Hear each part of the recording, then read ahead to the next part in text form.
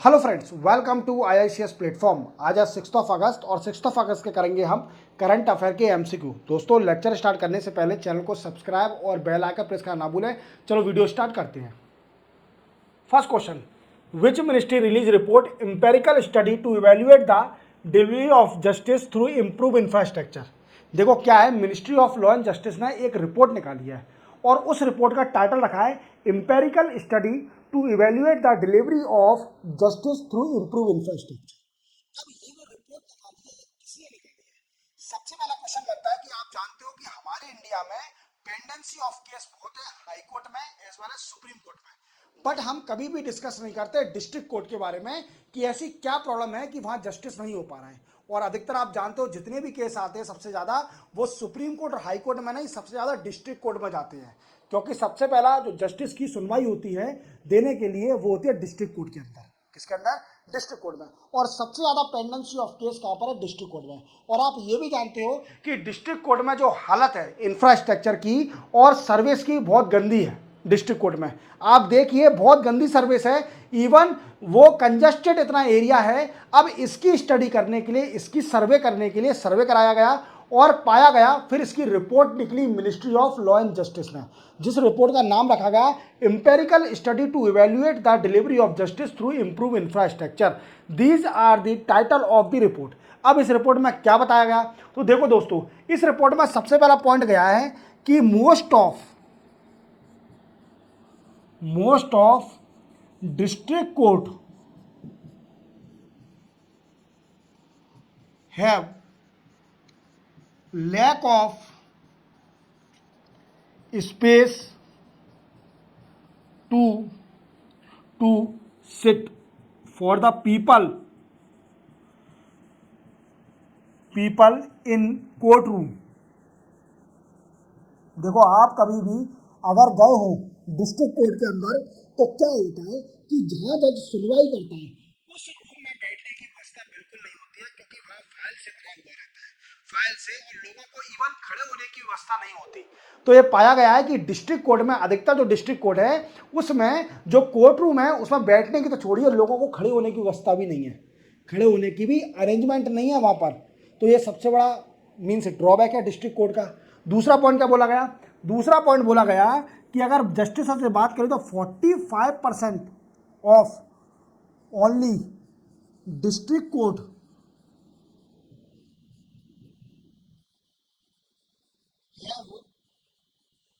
Facility to here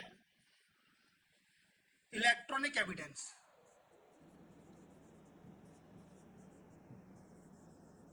देखो, आप जानते हो इलेक्ट्रॉनिक एविडेंस को देखने के लिए सबसे पहले आपके पास एक कुछ भी सीडी प्लेयर होना चाहिए, टीवी होना चाहिए। तो ये बोला गया कि जो 45% ऑफ डिस्ट्रिक्ट कोर्ट है सिर्फ उन्हीं के पास ऐसा सोर्स है जिसमें इलेक्ट्रॉनिक एविडेंस को दिखाया जा सकता है, और 55% डिस्ट्रिक्ट कोर्ट ऐसे हैं जिसमें ऐसा कोई सोर्स ही नहीं है इलेक्ट्रॉनिक एविडेंस के लिए। इलेक्ट्रॉनिक एविडेंस को दिखाने के लिए ऐसा कोई मीडियम ही नहीं है 55% में। 45% ने बोला, 45% ने बोला कि हाँ हमारे पास है ऐसा सोर्स, और 20% जो है उनने बोला कि हाँ मंच अभी चल रहा है, वर्क इसमें चल रहा है और आगे भी हो जाएगा। अच्छा, समझ रहे हो आप मेरी बात को? तो ये डिस्ट्रिक्ट कोर्ट में बड़ी ही प्रॉब्लम है। और डिटेल में अगर जानना है तो डिटेल करंट अफेयर में जाइए, मेरे कल का डिटेल करंट अफेयर पड़ा हुआ है, 5 अगस्त का डिटेल करंट अफेयर, उसको देखिए, मैंने पूरा डिटेल में बताया है। तो आपको तो बस रिपोर्ट का नाम याद रखना है और किस मिनिस्ट्री ने निकाला है, बस मैंने थोड़ा डिटेल में बता दिया है। चलते हैं नेक्स्ट क्वेश्चन पर। नेक्स्ट क्वेश्चन है, what is the amount of gas production in India in year 2023-24। देखो दोस्तों, दिन प्रतिदिन एनुअली हमारे इंडिया में गैस का प्रोडक्शन बढ़ते जा रहा है। अब ये पूछ रहा है कि 2023 और 24 में गैस का प्रोडक्शन कितना हुआ। तो इसका आंसर है दोस्तों, हमारे यहां पर गैस का प्रोडक्शन हुआ 36.43। कितना हुआ दोस्तों? 36.43 बिलियन क्यूबिक मीटर। बीसीएम क्या है? इसको मैं लिख देता हूं बिलियन क्यूबिक मीटर। इतना इतना प्रोडक्शन है 23 और 24 में हुआ है, इतना गैस का प्रोडक्शन। और अगर देखा जाए तो 2021 और 22 में था सिर्फ ओनली 28.7 बिलियन क्यूबिक मीटर, और अगर माना जा रहा है कि 2026 तक हमारे यहाँ पर गैस का प्रोडक्शन हो जाएगा 45.3 बिलियन क्यूबिक मीटर। तो आप याद रखोगे कि कितना गैस का प्रोडक्शन होते जा रहा है, और हमें गैस के लिए दूसरी कंट्री पर डिपेंड नहीं होना पड़ेगा। क्या होना पड़ेगा दोस्तों? दूसरी कंट्री पर डिपेंड नहीं होना पड़ेगा, हम इंपोर्ट नहीं करना पड़ेगा। अगर हमारे यहाँ पर सफिशिएंटली गैस प्रोडक्शन होगा तो हमारा फॉरेन रिजर्व बचेगा, इससे हम कुछ और चीज खरीदेंगे ना, तो हमारे देश की ग्रोथ होगी। चलते हैं नेक्स्ट क्वेश्चन पर। Which sports Indian player were chosen for flag bearer in closing ceremony on Paris Olympic 2024? देखो, इनको आप जानते होंगे, ये मनु भाकर हैं, मनु भाकर मैम, और ये शूटिंग प्लेयर हैं। किसके दोस्तों? Shooting player. और इन्होंने कारनामा कर दिया है पेरिस ओलंपिक में इंडिया के लिए, पेरिस ओलंपिक्स में इंडिया के लिए 2 ब्रॉन्ज मेडल ले आई हैं, 2 ब्रॉन्ज मेडल ले आई हैं।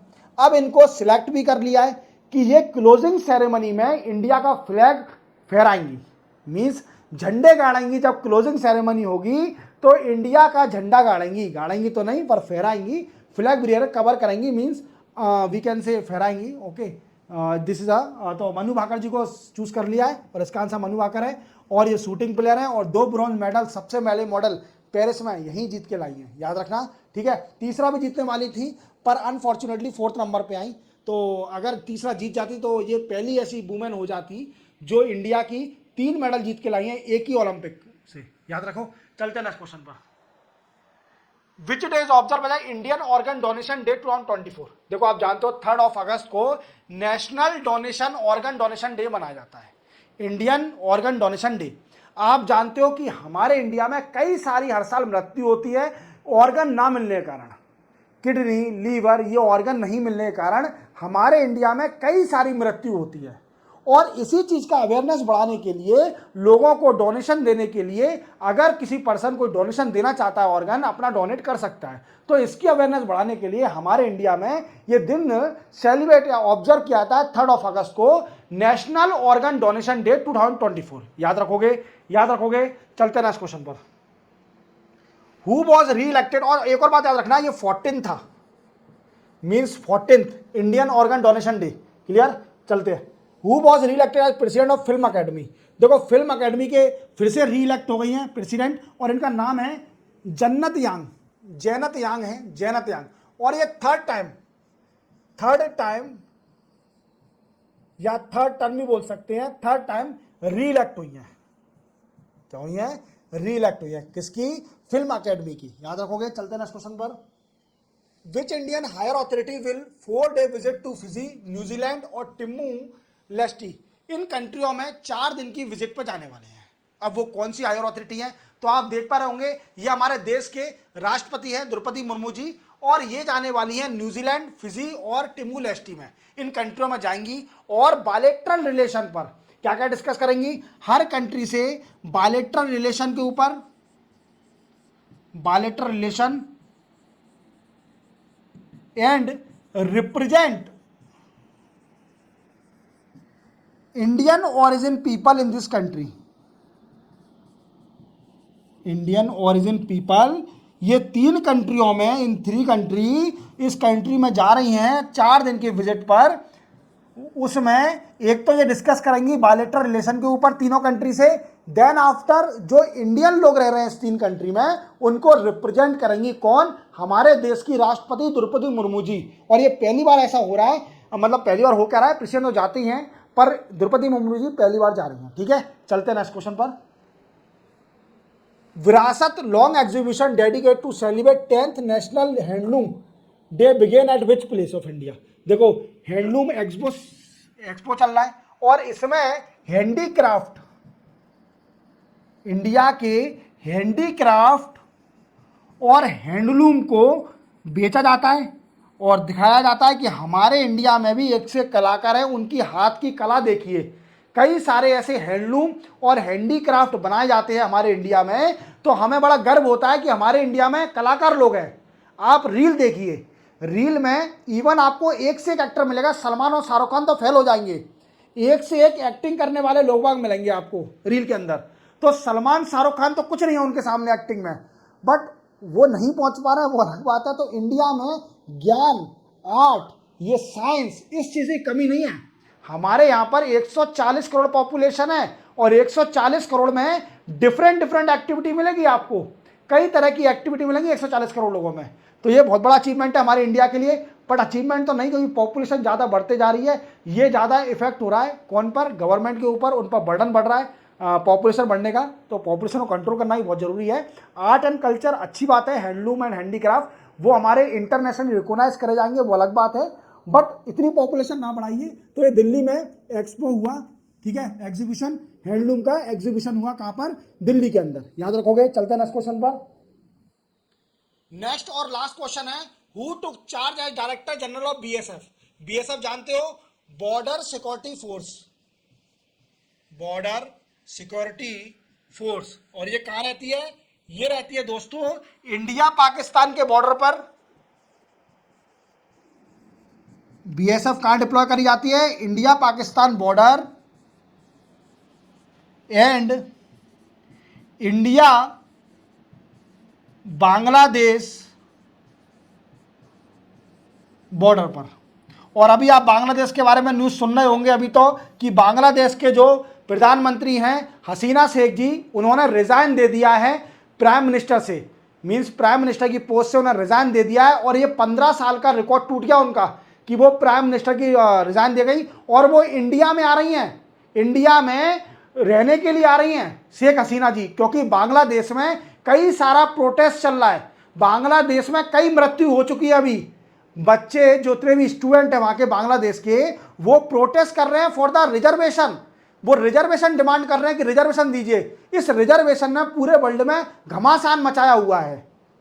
मेरिटोरियस बेसिस पर रिजर्वेशन मांगिए ना कि बिना वजह का रिजर्वेशन मांगिए, caste base, economically backward base पर, तो ठीक है, अब वो अलग चीज़ है। और बीएसएफ के अभी नए डायरेक्टर जनरल बने हैं जिनका नाम है दलजीत सिंह चौधरी, और जो इनको एडिशनल चार्ज गेन करा है, एडिशनल चार्ज गेन करा है इनने, एडिशनल चार्ज, क्योंकि ये एसएसबी के भी डीजी हैं, जो शस्त्र सीमा बल है उसके भी डीजी हैं दलजीत सिंह चौधरी जी, और इनको अभी एडिशनल चार्ज दे दिया है बीएसएफ के डीजी का। और शस्त्र सीमा बल क्या होती है, ऐसी फोर्स, सेंट्रल आर्म फोर्स जो कि डिप्लॉय करी जाती है on the border of India and Nepal and India and weekend से भूटान, ठीक है ना। और बीएसएफ का डिप्लॉय करी जाती है इंडिया और Pakistan and India and Bangladesh, याद रहेगा। इसी के साथ 6 अगस्त के करंट अफेयर के एमसीक्यू कंप्लीट होते हैं। दोस्तों चैनल को सब्सक्राइब और बेल आइकन प्रेस करना ना भूलें और वीडियो हमेशा पूरा देखें। मिलते हैं हम कल 7 अगस्त को नए करंट अफेयर एमसीक्यू। तब तक के लिए जय हिंद।